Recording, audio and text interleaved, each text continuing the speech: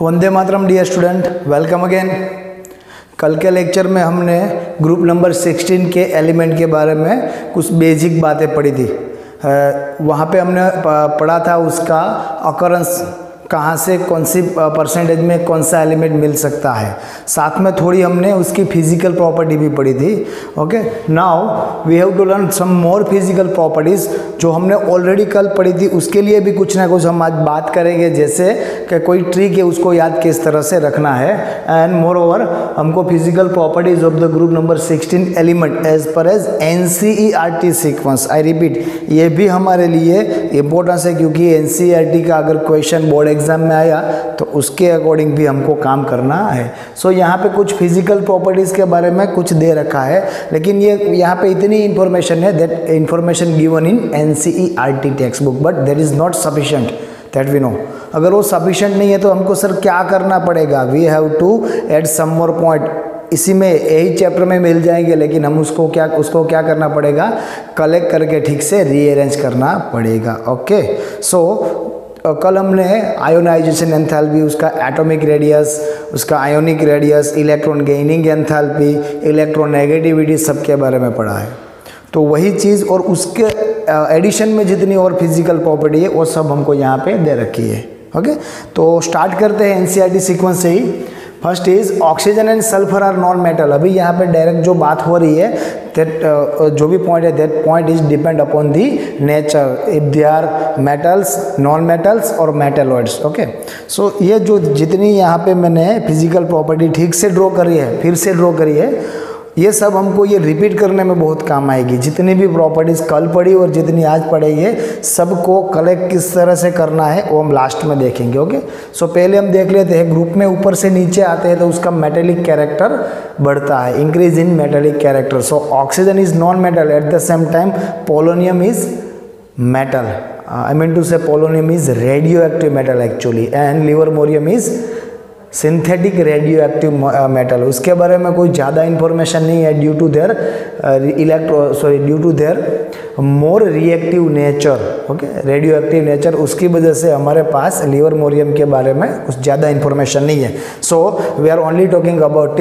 To the polonium. Okay, oxygen and sulphur are non metals. जैसे नीचे आएगी the metallic character will increase. So selenium and tellurium are metalloids. जो metallic character नहीं था, non metallic character था, उसमें अभी थोड़ा क्या हुआ, तो वो थोड़ा डिक्रीज हुआ। अभी उसके पास पूरी नॉन मेटेलिक प्रॉपर्टी नहीं है, बट जैसे ही हम नीचे आते हैं, सेलेनियम एंड टेलुरियम में जितनी नॉन मेटेलिक प्रॉपर्टी कम हुई, उतनी मेटेलिक प्रॉपर्टी ऐड हुई, लेकिन कॉम्बो है, that's why they are metalloids. और उससे भी जैसे नीचे आएंगी polonium is metal. Actually polonium is a poor metal, poor radio active metal with the half life time 13.8 days. Okay, this value you have to remember कि ये MCQ में आ सकता है, whether it is in competitive और board exam, both दोनों के लिए इंपॉर्टेंस है। सो प्लीज इसको याद रखिएगा। इसके बाद अभी क्या करेंगे, allotropy. Sir what is allotropy? काफ़ी बच्चों को इसके बारे में भी मालूम नहीं है। अभी मैं आपको एक क्वेश्चन पूछूंगा, कार्बन के एलोट्रॉप बताओ, क्योंकि ये क्वेश्चन है जो हम बचपन से पढ़ते हैं कि ग्रेफाइट भी कार्बन है, डायमंड भी कार्बन है, और कॉक जो हमको कोल मिलता है वो भी कार्बन ही है। They are nothing but the allotropes of the carbon. At the same time the element of this particular group are showing allotropy. Clear? All this element exhibit allotropy exception यहाँ पे रहेगा, दैट इज पोलोनियम। पोलोनियम के पास उसका कोई ज़्यादा allotropes नहीं मिलेंगे। Okay, then अभी जो पॉइंट है, that point directly depend upon the first point. Okay, एक सिंपल फंडा दोस्तों आपको याद रखना है। ऑक्सीजन जो फर्स्ट एलिमेंट है, ज़्यादातर हमको O2 इन गैस फॉर्म में मिलेगा। At the same time polonium metal है, and we will get it in this solid state, और सॉलिड स्टेट में मिलेगा। अभी आपको सिंपली बताना है, दोनों में से किसको हम जल्दी कम टेम्परेचर दे के गैस में ले जा सकते हैं। सर टेम्परेचर देने की भी ज़रूरत नहीं है। At the room temperature oxygen is already in the gas phase, so the boiling point of the oxygen is lower. Eight the same time जब हम नीचे आएंगे, अभी वो मेटल है, वो मेटल को हमको क्या करना है, फिर उसको अगर गैस में कन्वर्ट करना है तो सर बहुत ही ज़्यादा टेम्परेचर देना पड़ेगा। तो हमको मालूम ये पड़ा, ऊपर बॉइलिंग पॉइंट कम है, नीचे ज़्यादा है, सो वो रेशियो बढ़ेगा। ओके, अभी सेकंड थिंग है लिक्विड। अगर आप वहाँ से ऑलरेडी जो गैस में है उसका अगर लिक्विड सॉलिड टू लिक्विड करना होता तो सर इजी रहेगा। Already at room temperature oxygen is in a gas form. अगर वो सॉलिड में होता तो लिक्विड में ले जाने के लिए रूम टेम्परेचर से भी कम टेम्परेचर चाहिए होगा। लेकिन if you want to change polonium into liquid phase you have to apply more temperature so that the boiling point and the melting point of the polonium is high. At the same time, the both melting and boiling point of the oxygen is very much lower. So हम ये बता सकते हैं ऊपर से जब हम नीचे आते हैं तो boiling point और melting point में जनरल केस इन जनरल क्या होता है, वो इंक्रीज ही होगा। Okay, that is shown by their metallic character also. Generally metal का boiling point melting point higher रहेगा और नॉन मेटल का मेल्टिंग पॉइंट और बॉइलिंग पॉइंट कम रहेगा। This is a general terminology. तो यहाँ पे हम ये कह सकते हैं ये नॉन मेटल है, सो इसका दोनों टेम्परेचर कम है। At the same time polonium is metal, so MP and BP is higher. You can see the melting point and boiling point increase with the increase in atomic number down the group। जैसे हम नीचे आएंगे वो बढ़ेगा। अभी एक exception ही ले लो या फिर एक्स्ट्रा पॉइंट ले लो, लेकिन हमने क्या करा, जितने भी सीक्वेंस जितने भी प्रॉपर्टीज हमने देखी है दैट ऑल प्रॉपर्टी उसका कोई ना कोई सीक्वेंस है, up and down, yo down to up. लेकिन पर्टिकुलर ऑक्सीजन एंड सल्फर में गैप कुछ ज़्यादा ही है। Okay, the large difference between the melting point and boiling point of oxygen and sulphur, oxygen और सल्फर में ये गैप ज़्यादा है। उसका रीज़न क्या होगा? Maybe it's because of their atomicity. Okay, explained on the basis of their atomicity. In general, oxygen we will get in a O2 form, at the same time sulfur we will get in a S8 form. Okay, oxygen exists as a diatomic molecule O2, wherever sulfur exists as a polyatomic molecule S8. Clear it? Okay. This is the sequence of NCERT textbook that is also important for us और board exams. Okay, अभी क्या करना है दोस्तों, यहाँ से थोड़ा shortcut लेना, थोड़ा सा हमको सभी जितने भी प्रॉपर्टी है सबके बारे में कुछ ना कुछ कलेक्ट करना है। First is atomic radius. Sir atomic radius के बारे में तो पता चल गया, जैसे जैसे नीचे आ रहे आउटर मोस्ट ऑर्बिट है वो सेंटर से दूर जा रही है। सो पर्टिकुलर हम ये कह सकते हैं increase down the group, that is clear. Ionisation enthalpy और आयोनाइजेशन एनर्जी। ओके, कहीं जगह पे IA कहीं जगह पे IE है। आयोनाइजेशन एंथैल्पी सर उसके बारे में भी हमको पता है, डिक्रीज डाउन द ग्रुप कल ही पढ़ा था। फिर से रीज़न तो ऊपर वाला ही रीज़न है, जैसे ऊपर से नीचे आएंगे तब तक क्या हो रहा है, उसका वॉल्यूम स्प्रेड हो रहा है because of outer most orbit. So जो आउटर मोस्ट ऑर्बिट का उसका जो वैलेंस इलेक्ट्रॉन है that valence electrons distance to the centre is increase. अगर वो डिस्टेंस ज़्यादा है तो उसको हम जल्दी से ब्रेक कर सकते हैं। सो डिक्रीज डाउन द ग्रुप। अभी ये एग्जेप्शन यहाँ पे जो मैंने दिया ना, काफ़ी बच्चों को ये मालूम नहीं रहता है। Okay, that is electron gaining enthalpy और electron affinity both are similar. Okay, EA and electron gaining enthalpy both are similar. Sir यहाँ पे इलेक्ट्रॉन गेनिंग एंथैल्पी क्या रहेगी, जो हमने कल पढ़ा था वही रहेगी। If any element accept the electron and remove और accept the energy, that energy is nothing but the electron gaining enthalpy. और कौन ज़्यादा मतलब एनर्जी मुक्त करेगा, सपोज किसी बंदे को स्वर्ग में स्थान मिलने वाला है, उसको हेवन में प्लेस मिलने वाला है, लेकिन उसके लिए एक इलेक्ट्रॉन कम है, ऊपर जा रहा है और वहाँ पे वो पूरा हिसाब लगा के बता रहे आप स्वर्ग में जा सकते हो, हेवन में जा सकते हो, बट 1 इलेक्ट्रॉन एक और इलेक्ट्रॉन चाहिए। फिर वो बंदा आके इलेक्ट्रॉन कोई एक इलेक्ट्रॉन दे दो, या फिर आपके 2 ही इलेक्ट्रॉन कम है। ऑक्सीजन ऐसा बंदा है जिसके 2 ही इलेक्ट्रॉन कम है। सो जब भी इलेक्ट्रॉन कैचअप करेगा तो क्या होना चाहिए, वहाँ पे एक चीज़ ये होनी चाहिए कि वो सबसे ज़्यादा एनर्जी रिमूव करे। बट कल हमने पढ़ा था ड्यू टू कॉम्पैक्ट नेचर, वहाँ पे इलेक्ट्रॉन खींचता है, मतलब इलेक्ट्रॉन एक दूसरे से ज़्यादा नज़दीक है। बिकॉज ऑफ दैट वहाँ पे क्या होगा, बिकॉज ऑफ दैट वहाँ पे रिपल्सन ज़्यादा होगा, ये हमने पढ़ा था। तो ये तो हमको मालूम है, सल्फर से ऑक्सीजन की electron gaining enthalpy, electron affinity ज़्यादा होनी चाहिए लेकिन कम है, ज़्यादा होनी चाहिए लेकिन कम है। लेकिन हमको ये नहीं पता था वो सेलेनियम से भी कम है। सो this is the exception. Okay, उसके बारे में हम बात कर रहे थे। ऑक्सीजन की इलेक्ट्रॉन एफिनिटी सल्फर से तो कम है ही है, लेकिन सेलेनियम से भी कम है, वो आपको दोस्तों याद रखना है। नाउ अबाउट एमपीएनबीपी, आज ही के लेक्चर में हमने पढ़ा क्या हो रहा है ऊपर से नीचे आने के साथ। तो ऊपर से नीचे आने के साथ सर दोनों डिक्रीज हो रही है। यहाँ से मैं कॉपी करके यहाँ पे पेस्ट कर रहा हूँ।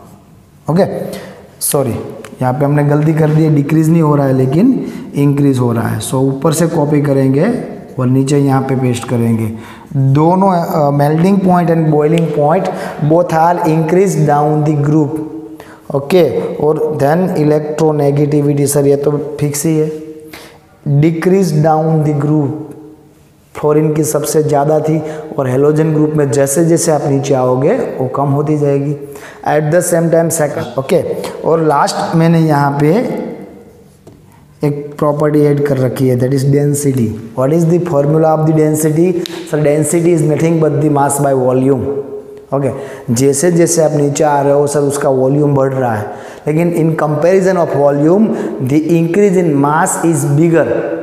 ओके, जो वॉल्यूम में बढ़ोतरी हो रही है, वॉल्यूम में जो इजाफा हो रहा है, in comparison of volume the increase of mass is much higher, so that we can say the density is also increase. यहाँ से फिर से कॉपी करूँगा और फिर से यहाँ पे पेस्ट करूँगा, वो बढ़ेगा। So this is our physical properties. इसको दोस्तों ठीक से याद रखना है और इसके अकॉर्डिंग काफ़ी क्वेश्चन आ सकते हैं।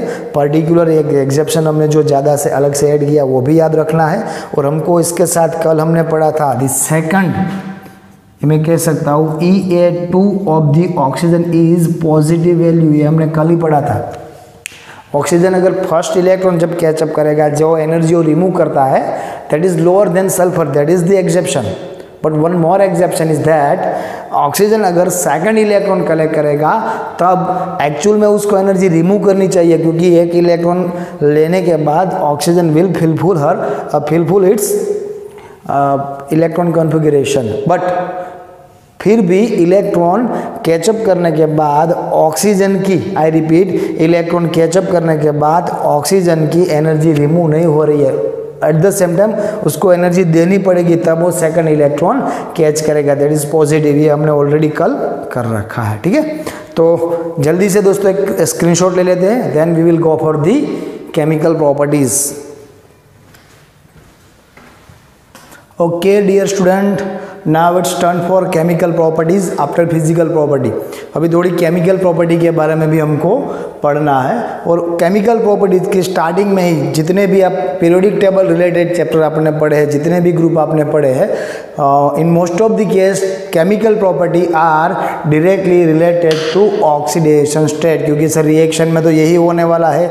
इतनी ऑक्सीडेशन स्टेट थी, इतनी बड़ी तो दिस इज ऑक्सीडेशन, इतनी कम हुई तो दिस इज रिडक्शन, दोनों हुई तो दैट इज रेडॉक्स। तो यही हमको पढ़ना है। सो मेनली ये ग्रुप, कोई भी ग्रुप की उसकी ऑक्सीडेशन स्टेट उसके इलेक्ट्रॉन अरेंजमेंट के ऊपर डिपेंड करता है, उसकी इलेक्ट्रॉन की अरेंजमेंट किस तरह की है। सो ऑक्सीजन हमको याद है कि सर ऑक्सीजन की अगर आप as per as octane rule, अगर ऑक्सीजन की आउटर मोस्ट ऑर्बिट में आप NH2 NP6 करना चाहते हो, तो लैक ऑफ 2 इलेक्ट्रॉन, वहाँ पे 2 इलेक्ट्रॉन कम है। So in general oxygen is trying to get 2 electron and convert into O-2।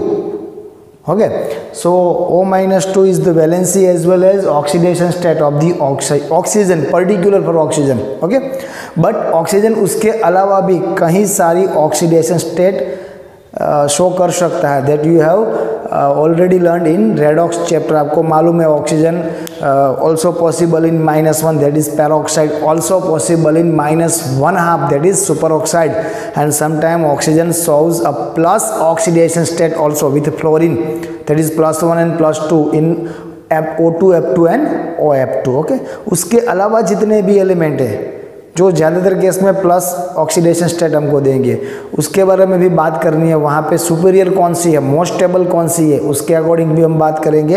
And last हमको ये भी देखना रहेगा अप एंड डाउन, अगर हम यही ग्रुप में ऊपर से नीचे या नीचे से ऊपर जा रहे हैं तो कौन कौन सी स्टेट की स्टेबिलिटी बढ़ रही है या घट रही है। ओके, और इनर्ट इलेक्ट्रॉन पेयर जो रहेगी उसकी इफेक्ट के वजह से यहाँ पे ऑक्सीडेशन स्टेट में क्या देखने को मिलेगा। सो Please concentrate.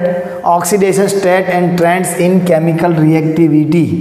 The element of the group number 16 oxygen group element are exhibit a number of oxidation states. So पहला ही सेंटेंस हमने क्या कर दिया कि वो डिपेंड नहीं है, कोई एक ही ऑक्सीडेशन स्टेट दिखाएगी.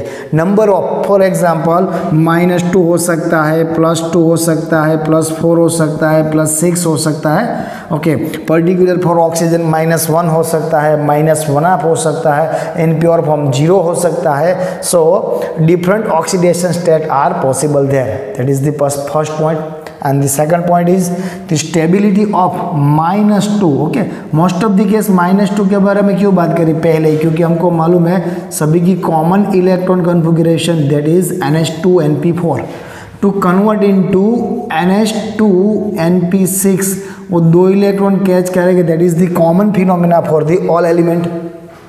सो -2 सबकी होनी चाहिए, लेकिन एक बात ये है जैसे हम नीचे आएंगे -2 की स्टेबिलिटी डिक्रीज होगी. Okay, so the stability of -2 oxidation state is decrease down the group. तो हम ये कह सकते हैं ग्रुप का जो पहला मेंबर है ऑक्सीजन, उसकी -2 सबसे ज़्यादा स्टेबल है. और लास्ट में आके हम पोलोनियम जब पूछेंगे तेरी -2 कितनी स्टेबल है, तो पोलोनियम का आंसर रहेगा what is -2. I am metal. I am not showing negative oxidation state. Okay, so the polonium is hardly shows -2 oxidation state. Okay, as I told you. ज़्यादातर केस में पोलोनियम की -2 oxidation state हम नहीं actual में देख सकते because of their metallic character and metals are ready to donate electron. Okay, that's why in most of the case polonium stable oxidation state is positive value. Okay, then oxygen always show a negative oxidation state that is -2, -1, -1. एक group का सबसे बड़ा क्या कह सकते हैं gun है, ये गुंडा है क्या विलन है. बिकॉज ऑफ उसका विलन कैरेक्टर सभी के पास इलेक्ट्रॉन खींच सकता है. अगर सामने वाला के इलेक्ट्रॉन कैचअप कर रहा है तो उसकी इलेक्ट्रॉन ऑक्सीडेशन स्टेट वो क्या रहेगी, नेगेटिव ही होगी. लेकिन उसके ऊपर भी एक विलन है. ओके, उसका भी कोई बाप है दैट इज फ्लोरीन. वो सभी जगह पे नेगेटिव ही ऑक्सीडेशन स्टेट साउंड करेगा. बट विद द फ्लोरीन, जब फ्लोरीन आएगा तब उसको भी दिक्कत है. If O2F2 and OF2, in O2F2 our oxygen is in a +1 form, in OF2 our oxygen is +2 form. so oxygen की +1 एंड +2 ये दोनों ऑक्सीडेशन स्टेट और सिर्फ फ्लोरीन के साथ ही Mn2 से O2F2 एंड OF2 में ही पॉसिबल है. Okay, what about another elements, दूसरे जितने एलिमेंट है उसके बारे में क्या. तो बाकी के element in general case they are showing +2, +4 and +6 oxidation state. ज़्यादातर केस में ये देखने को मिलेगा. लेकिन ये +2, +4, +6 जो पॉसिबल है उनमें से मोस्ट कॉमन कौन सी है, then we have to say +4 and +6 are most common. Okay, ज़्यादातर केस में जितने भी कोवेलेंट कंपाउंड मिलेंगे with the help of particular this group element, ये ग्रुप के एलिमेंट ज़्यादातर केस में wherever they are in +4 और +6 in oxidation form. Okay, now it's about sulphur, selenium and tellurium. तो ज़्यादातर केस में sulphur, selenium and tellurium if they are with oxygen और if they are with fluorine, उसके accordingly अगर ये तीन में से कोई भी ऑक्सीजन के साथ है तो मोस्ट ऑफ द केस वो क्या करेंगे, तो उसकी जो हमको ऑक्सीडेशन स्टेट मिलेगी दैट इज +4 ज़्यादातर केस में. Okay, sulphur, selenium and tellurium usually so +4 oxidation state in their compounds with oxygen. Okay, ज़्यादातर केस में जब वो ऑक्सीजन के साथ होंगे तो उसकी ऑक्सीडेशन स्टेट क्या मिलेगी, +4 मिलेगी. फॉर एग्जांपल हम क्या करेंगे, सल्फर और ऑक्सीजन की अगर बात करें तो आप you can say SO2, sulphur dioxide. Okay, all of you are aware of SO2. In SO2 sulphur dioxide में सल्फर का ऑक्सीडेशन नंबर क्या रहेगा, oxygen -2 -2 -4, then sulphur is +4. Clear.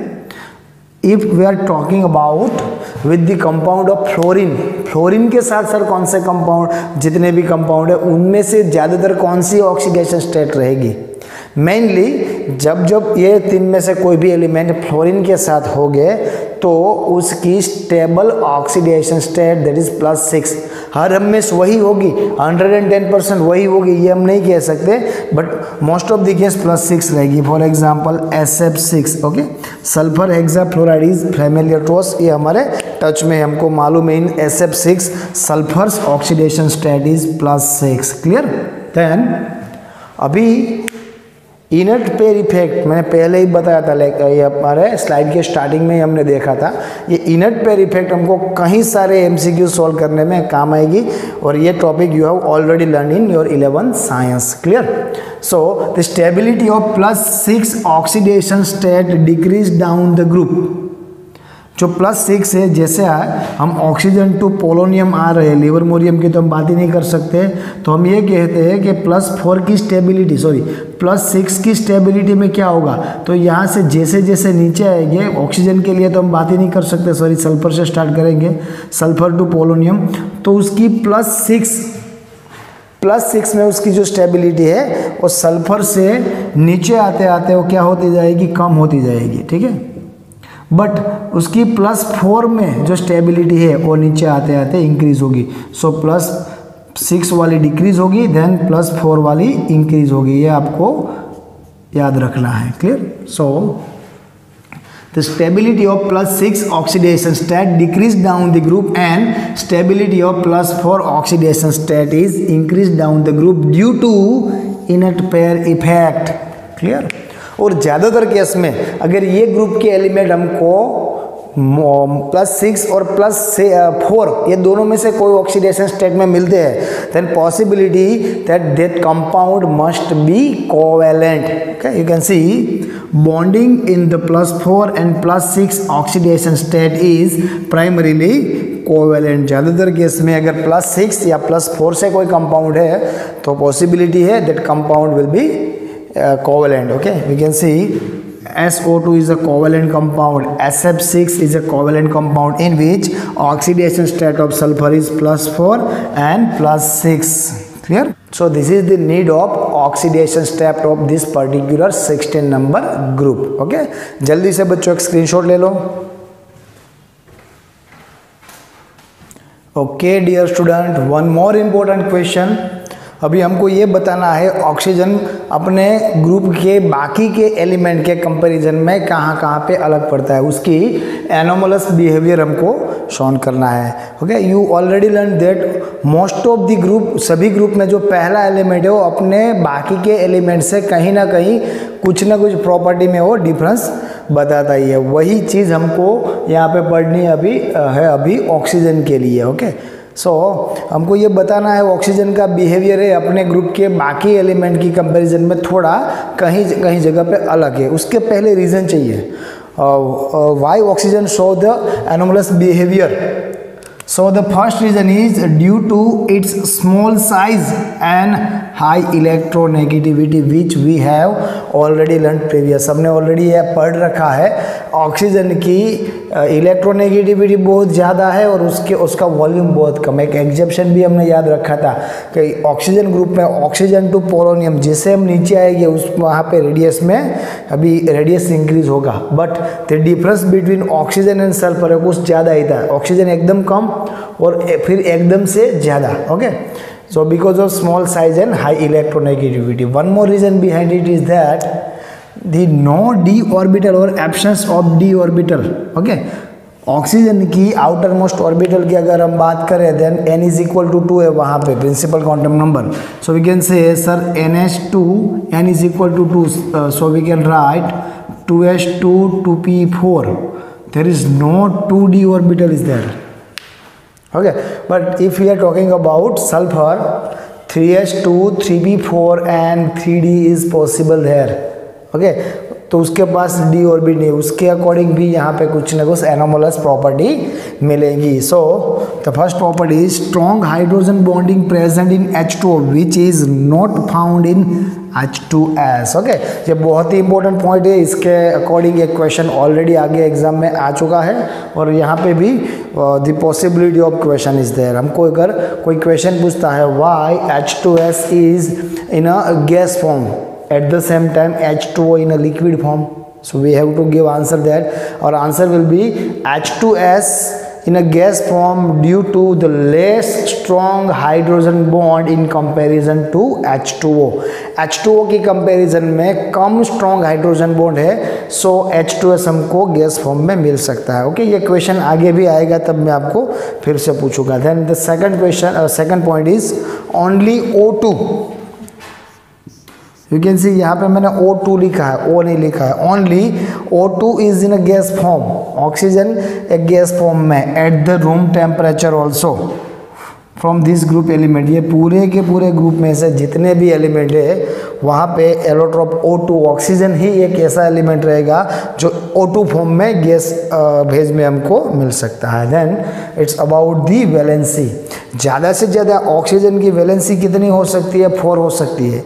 Oxygen is limited to 4 valency because you can see oxygen Z is equal to 8, the electron configuration is helium, that is 1s2, after that 2s, then 2p, okay, 2px, 2py and 2pz, 2px, 2py and 2pz, 2s2, 2px1, y1, z1, 2px2. In general हम इसी तरह से लिखते हैं.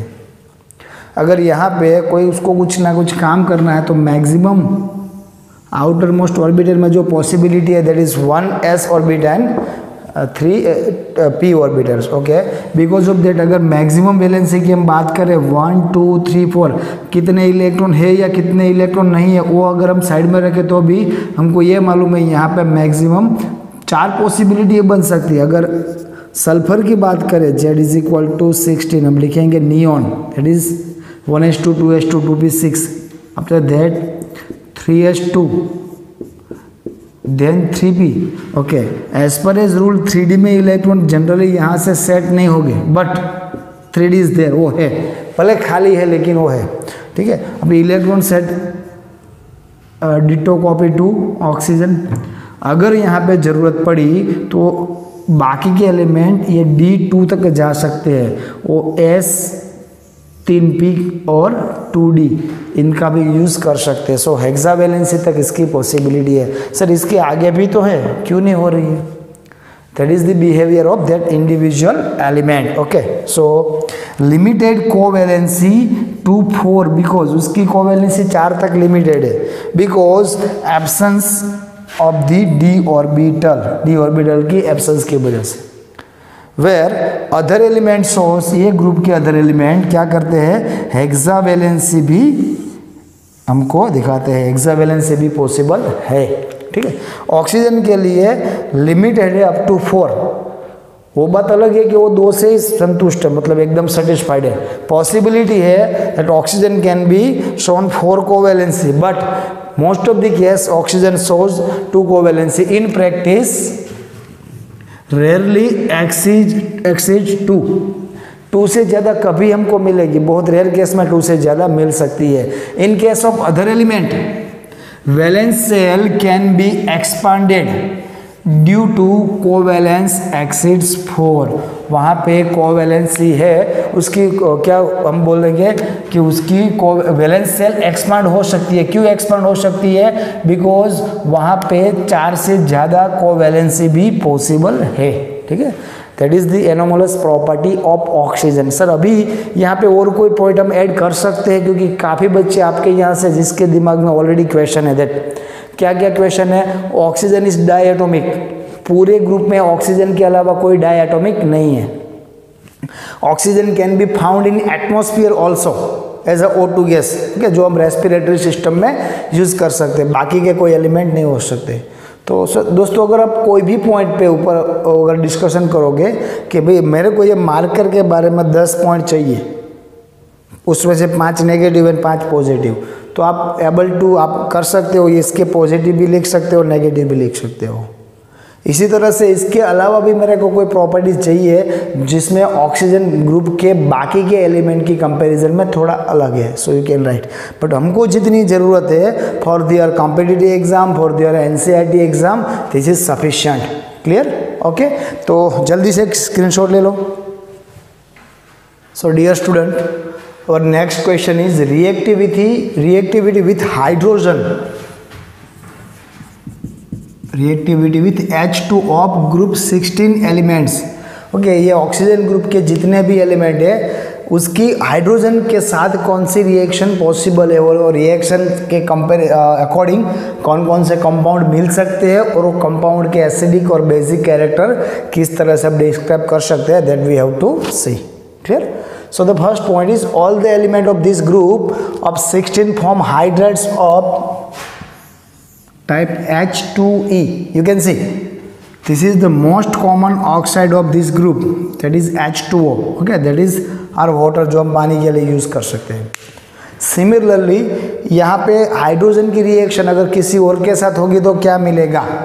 Oxygen के साथ नहीं है, सल्फर के साथ है, then you will get H2S at the same time with H selenium, और सेम रिएक्शन मिलेगी टेलुरियम।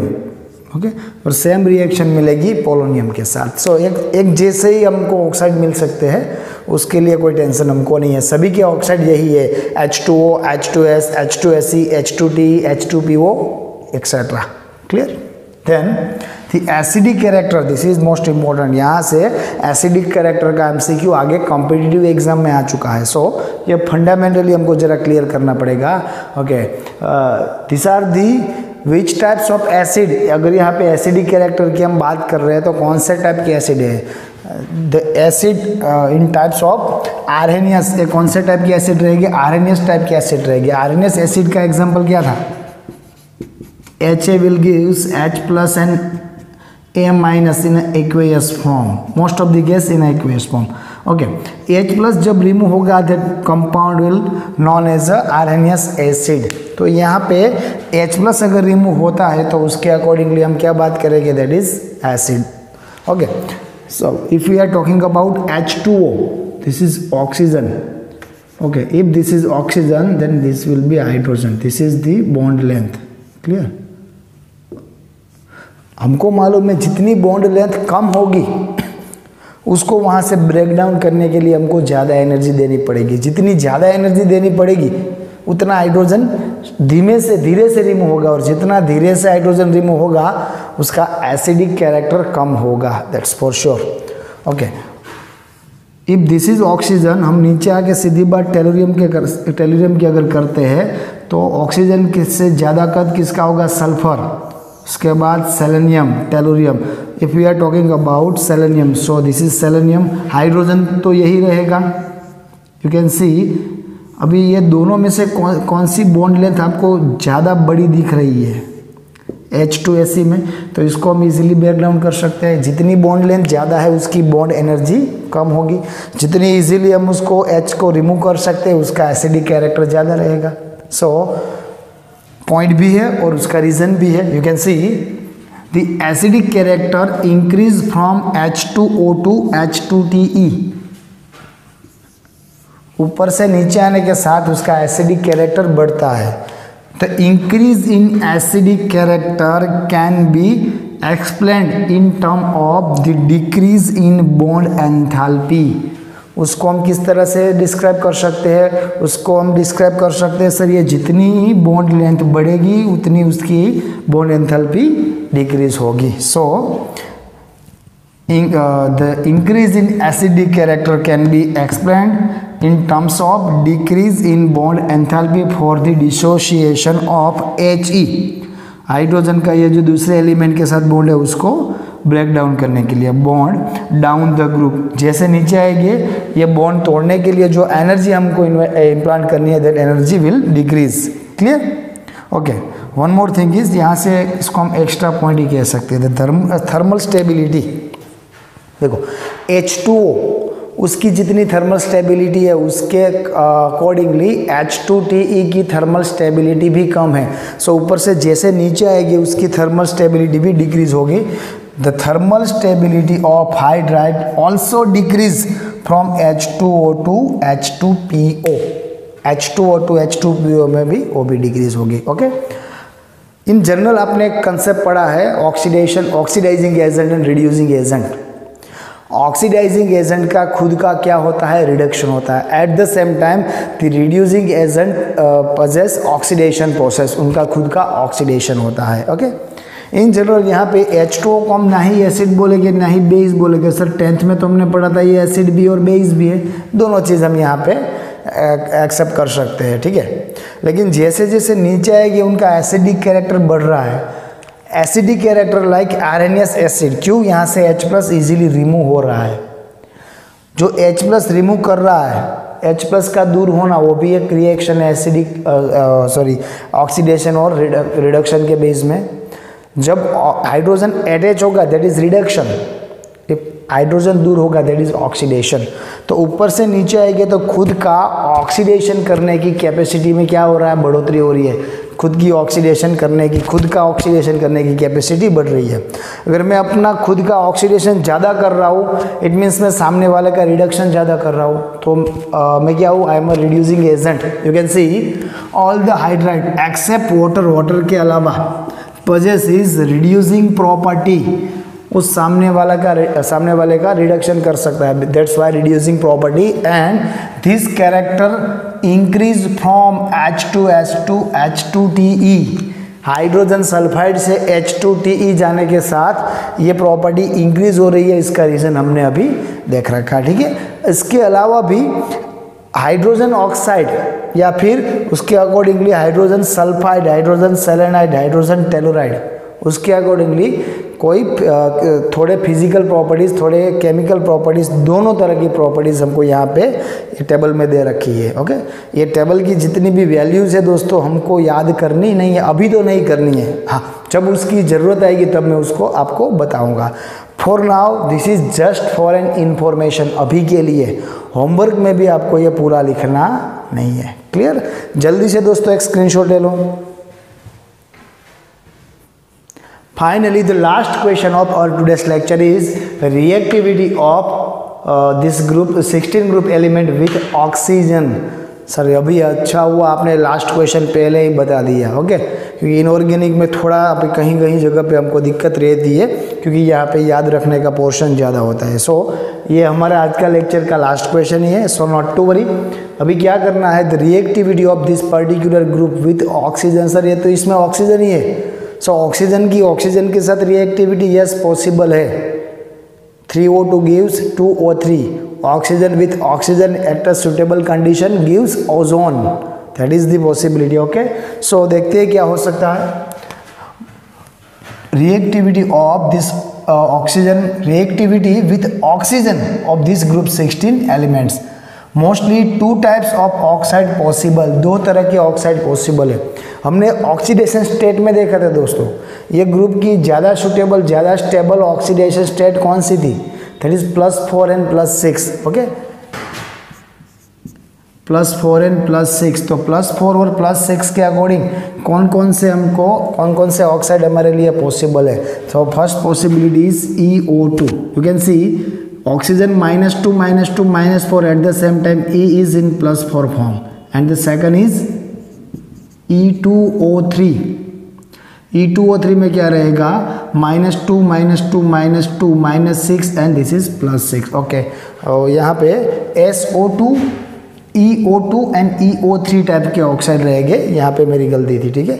सो ये -6 and E is equal to +6। Okay, so +4 and +6 वाले ऑक्साइड ज़्यादातर हमको मिलेंगे। Where E our element is sulphur to polonium, sulphur से लेके हम पोलोनियम तक की बात कर सकते हैं। ओके, अभी इनमें से कौन कौन से ऑक्साइड कौन कौन से फॉर्म में, वेदर इट इज लिक्विड और सॉलिड और gas. So ozone O3 and sulfur dioxide SO2 are in a gas form, while selenium dioxide and SeO2 is solid। okay, so ये गैसियस फॉर्म में भी मिलते हैं और सॉलिड फॉर्म में भी मिल सकते हैं। अभी रिड्यूसिंग प्रॉपर्टी की बात आई तो रिड्यूसिंग प्रॉपर्टी को सामने वाले का रिडक्शन कब करेगा, जब खुद का ऑक्सीडेशन करेगा।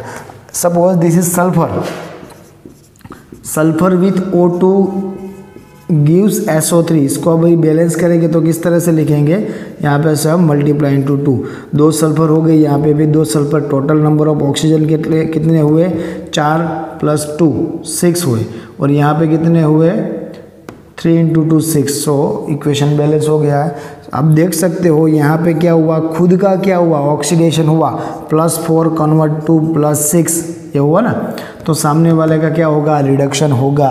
सो रिड्यूसिंग पावर है, लेकिन जैसे जैसे ग्रुप में नीचे आएंगे और रिड्यूसिंग पावर कम होता जाएगा। अगर रिड्यूसिंग पावर कम हो रहा है तो हम ये कह सकते हैं ऑक्सीडाइजिंग पावर ज़्यादा हो रहा होगा। So the reducing property of the dioxide decrease from SO2 to TeO2, sulphur dioxide से टेलुरियम डाइऑक्साइड तक आते आते वो कम होगी। SO2 is a reducing agent while tellurium dioxide is oxidizing agent। Okay, यहाँ पे पोलोनियम को हम एडजस्ट नहीं कर सकते, ठीक है। आगे की बात, ज़्यादातर केस में EO2 टाइप्स के जो भी एलिमेंट के ऑक्साइड पॉसिबल है, they can also show EO3, EO2 वाले EO3 भी दे सकते हैं। For example SO2 is the EO2 type oxide. Okay, it means this sulfur can also show EO3 types oxide also, that is SO3 sulfur trioxide. Clear? So beside EO2 type sulfur, selenium and tellurium also form EO3 type oxide like sulfur trioxide, selenium trioxide and tellurium trioxide. Then the last thing is both types of oxide are acidic in nature, लेकिन यहाँ पे question mark रहेगा। Okay sir, ये दोनों type के oxide को आप acidic in nature बताते हो, तो एक्चुअल में सेलेनियम या फिर टेलुरियम ट्राइऑक्साइड या डाइऑक्साइड एक्चुअल में एसिडिक होगा? अपने दोस्तों स्टैंडर्ड 10 में मेरे ख्याल से एक टॉपिक पढ़ा है, तो non metal oxide, see this is non metal oxide, sulphur is non metal, plus H2O and you will get acid, this is sulphuric acid. If you are working with SO2 plus H2O, then you will get sulfurous acid, H2SO3. So the clear topic is non-metal oxide plus water gives acid. This is the general formula. यही होगा ऐसा हम नहीं बता सकते। अगर आपके साथ मेटल है with higher oxidation number also you can get acid, ये भी पॉसिबल है, लेकिन जनरल में यही होगा non metal oxide plus H2O is acid. अभी जैसे जैसे हम ग्रुप में ऊपर से नीचे आ रहे हैं, सल्फर से पोलोनियम तक आएंगे, तो यहाँ पे हमको नॉन मेटल कैरेक्टर मिलेगा, बाद में मेटलोइड्स हो गए और एकदम नीचे क्या होगा, मेटल होगा। So both types of oxide EO2 and EO3 are acidic in nature, that is true, but the acidic strength decrease down the group. ये NCERT वालों ने भी यहाँ पे अटैच नहीं करा है, तो हमको एडिशनल में करना पड़ेगा। क्या लिखना है, द एसिडिक नेचर और acidic character decrease down the group, decrease down the group. Clear? Okay, so this was our last question of the lecture, reactivity with oxygen of group 16 element. Okay, एकदम easy topic है दोस्तों, जल्दी से आपको एक screenshot लेना है, जल्दी से। ओके, सो बच्चों मिलते हैं नेक्स्ट लेक्चर में, और नेक्स्ट लेक्चर में हम हैलोजन के साथ इसकी रिएक्टिविटी क्या हो सकती है और कुछ एडिशनल टॉपिक्स है जिसके बारे में पढ़ेंगे। ठीक है।